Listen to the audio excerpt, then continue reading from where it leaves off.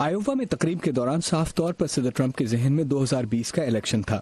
Republican صدر جو ایک بار پھر صدارتی امیدوار کے طور پر سامنے آئیں گے نے ہر موقع پر اوباما انتظامیہ کی کارکردگی کو تنقید کا نشانہ بنایا اور جو بائیڈن کو قصوروار ٹھہرایا۔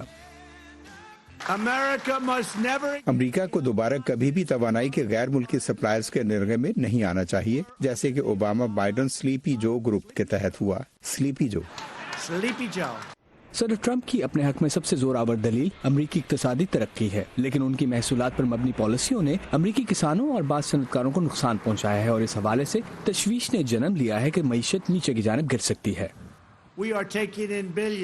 ہم اربوں ڈالر لا رہے ہیں اور محصولات کے ذریعے حاصل ہونے والے ان اربوں میں سے 16 ارب ہم نے کسانوں کو دیے ہیں، کیونکہ چین نے اس سے پہلے آپ کی مصنوعات خریدنے کے لیے اتنا خرچہ نہیں کیا۔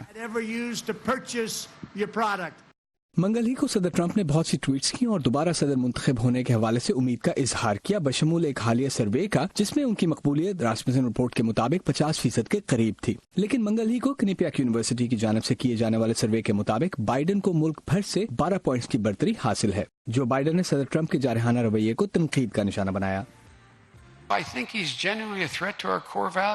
مجھے لگتا ہے کہ وہ حقیقی طور پر ہماری بنیادی اقدار کے لیے خطرہ ہیں، اور وہ دنیا میں ہماری ساکھ کے لیے بھی خطرہ ہیں۔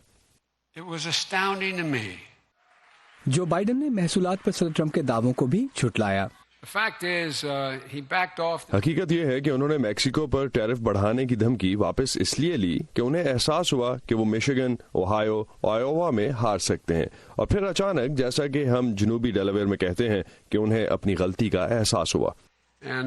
But make no mistake, if in fact things get tough again, he's going to start to threaten tariffs again.